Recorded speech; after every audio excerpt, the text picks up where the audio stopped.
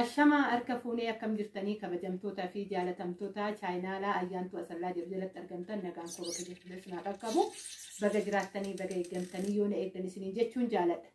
Egaa ka har'a koomentii jalatti akkuma nagaafachaa turtanii keessattuu gatii firiijiitii fi gatii televiziyoonii ijoolleen baay'een nagaafachaa turtan jechuudha. Ergan ka gatii inni jiruun isinitti himee karaa ji'a 6 ji'a 7 akkas waan akkasiitu jechuudha.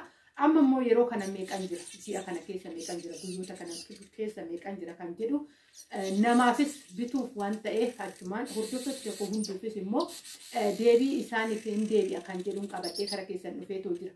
Viidiyoo kana laayik sheer gochuun dagatinaa warroonni chaayinaalaa ayyaanta sallaatti faarawaa kan garatan immoo sabskiraaybii godhuun guyyaa guyyaan asirratti barumsoota adda addaa odeeffannoo biyya keessaa odeeffannoo hoggaan jedhu immoo akkaataa jireenyaattii fi meeshaalee jechuu koodha karaa kanaan hubadhaa wanni asirratti darbu waanuma nu fakkaatu waanuma nurraa bareeduu fi waanuma dubartii takka irraa toluudha jechuudha wanni asirratti darbaatoo jiru. Kanaafuyyuu hordofuu hin dandeessaniin isiniin jedha. Keessattuyyuu sodaa adda addaa keessa ijoollee seensanii biyya keessatti jireenyi akkanaa jiraatamuun baay'ee ulfaataa gaafa galtee akkam taata kan jedhu. Haga danda'ame haga ani na hubadhee ofii kootiitti jiraadhee argirraa wantoonni isin qoodu hedduun jira. Keessattuu warroonni sodaa akkanaa keessa fedhii keessan malee dabalattanii mana ormaa keessaa laayivii keessan kan biyya keessatti dabarsuu qabdan achitti dabarsaa jirtaniif illee barumsa isinii ta'a. Kanaafuu sheer godhaa hiriyoota keessan biraan gahaa itti fayyadaman isin jechuun jaaladha. Egaa ka'anii daariktumaan karaa televiziyoonii fi karaa firiijiin deema jechuudha. Firiijiin aynatoota qaba. Televiziyoon aynatoota qaba. Haalli isaa adda addaa akkuma maqaa isaa keessi meeshaa isaa xinqaaree isaa adda adda jechuudha. Kanaafuyyuu wanti isin beekuu qabdanii yeroo baay'ee nama 10 nama 5 nama 6 gaafachuu dandeenya. Firiijiin meeqa nama onlaayinii irratti arginu mee gaafadhu natti warra mooyyuu firas ta'ee mee gaafattee natti himtaa jechuu hin dandeenya. Bituu fi gaafachuun garaagarummaa qaba. Gaafa gaafachuu seentu firiijii isaa ta'u televiziyoonii isaa ta'u isa kami jettee filachuun dirqama keettidha. Kamtu gaariidha. Waa tokko beekuu wanni qabdanii burcuqqoo tana sagantaa malee bitan gaafa biyya galleeshuma bitachuun yeroo hunda waa'ee nutti himtaa illee naan jechuu dandeessan dirqama jireenya waan taateef boru itti jiraata. Har'a tarii birrii guddaa zarazaruu dandeessaa boru garuu birrii guddaa sanitti illee kan jiraatu. Ishii xiqqishuu ta'e sanitti galtee jiraatta waan ta'eef baruun dirqamaadha.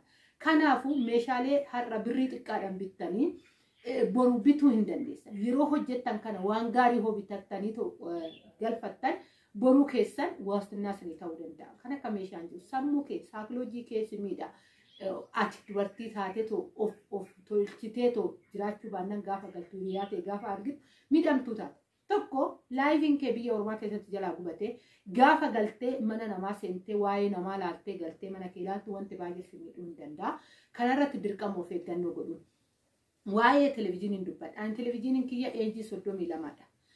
Televiziyooniin kun immoo garaagarummaa televiziyoonii biraatiin qabu jiraate taanaan haarawa kan dhufeedha. Ani egaa kan maamilan qaba. Maamiloonni koo waan hin taane naaf hin kennan leedarii jechuun dhiyoo gale biyya keessa jechuudha. Akkuma saamsingii biyya alaa waggaa laalta saamsingii sirriitti fayyadaman manni kamuu saamsingiidha jechuudha kan fayyadaman. Akkasuma kunillee xinqaaree qaba. Anama fakkeenya maabiraatiin mana kiyya sakandiin badaa televiziyooniin odoo banaa jiru alatti odoon hojjechaa jiru maabiraatiin baddee irratti dhufti.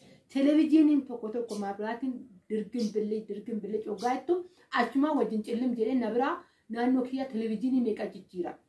Ani garuu maabiraatiin akkuma beektan maabiraatii biyya keessa sanuu ani qotaarii mana keessaan qabu namarraa hin fidadhe waan ta'eef dirgin jetti billi jetti dirgin jetti billi jetti.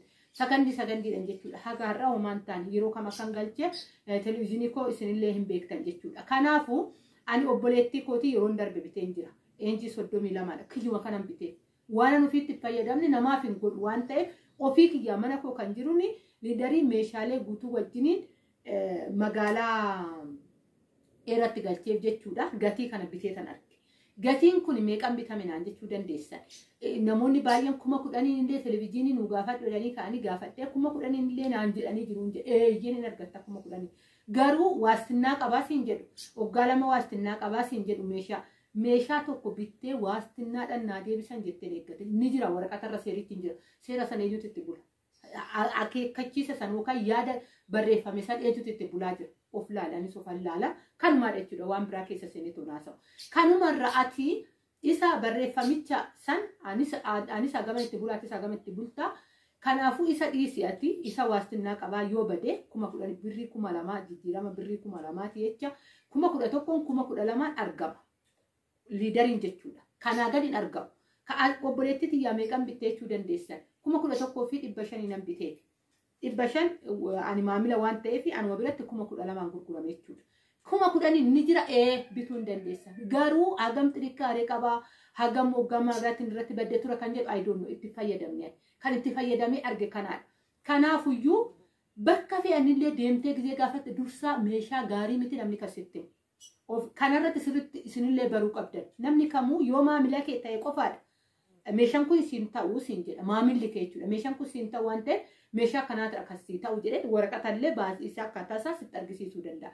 garuu bakka kamuu yoo hoggaa seentee hatta jechuudha biyya keessatti buna kasitti argisiisan bunni daradaramee kan jiru bunni gaariin achi fagaatee jira fillafiitika kan jiru garuu bunoota yookaan isa guuraa qabu bunoota akkasiiti fakkeenyaan isinii fudhadhe jechuudha meeshaalee taanaan dursaa gaafa meeshaa kanaan barbaada jettu kan gatii isaa sitti mani meeshaalee isa dadhabaa ta'edha yeroo baay'ee kana beekuu qabdan kanaafuyyuu bituun hin oolle kennaa namaafillee haa kennitanii jijjiirama 1,000 fi 2,000 jecha of hin miidhina televezyiinii akka kanan dubbadha televezyiinii eejit 43 onaan jechuu dandeessa hin binne hin gaafadhe sababbiin isaa waan maamila koodha bite gaafadhe tanan nan bita maalii gaafattee nutti himteellee jechuu dandeessa afaan isinii gaafachuu nan danda'a maamila kooti waan hin taane naaf hin kennan waan ta'eefu kanattan amanaa obboleettii kootifillee galcheen jira jechuudha firiijii immoo obboleettii koo meeshaalee asii qabduuf galchuufan fuudhee tooteechisuudha jechuudha meeshaalee dhiyoo kana galutu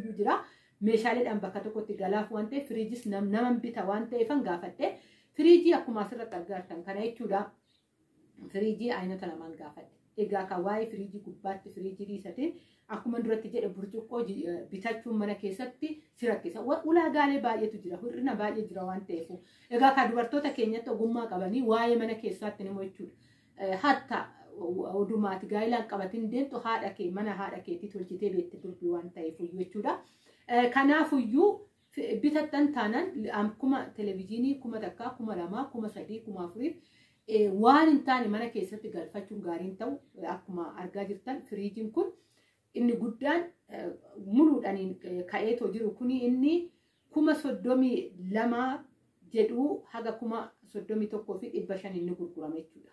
Firiijiin kun bakka feetanitti iyyuu gaafachuu hin dandeessa. Firiijii adda baafadhaati beeka. Akkuma televezyiinii isiniin jedhe yeroo baay'ee gaafa gaafattan meeshaa gaarii miti namni kan dura isinitti argisiisu waan ta'eef. Filannoo keessan tolfadhaa. Inni asiin ilaalaa jirtan kun 27,000 jechuudha. Kan gurguramuun isinitti maara jiru. Kan gurguramu gatii gurguramuun isinitti maara. Namoonni tokko meeshaalee maal jedhu kanaa karakkari kanaan namaan jechuu danda'u. Inni bootaan karakkaraa deemtu madaba dhaabbataa fi meeshaan karakkartu garaagarummaa qaba jechuudha. Elektirooniksiin wanni qaba. Waraqata mataasaa barreessanii sii kenna. Sababni isaa achitti hin qabamta waan ta'eef dhuma harkatti baattee deemtu qabamta waan ta'eef wanni waraqata barreessanii sii kennu waraqata sanii irra jira barreeffameetu jechuudha. Maashiniidhaan barraa'ee jira waan ta'eef iyyuu wanni gatii hin jirre sitti man homtuu hin jiru. 500 waggaarraa sii buusan isaan kisaaraa ofii kiisii kisaaraa ofiitiin isaa maamila isaa hoo taatedha jechuudha.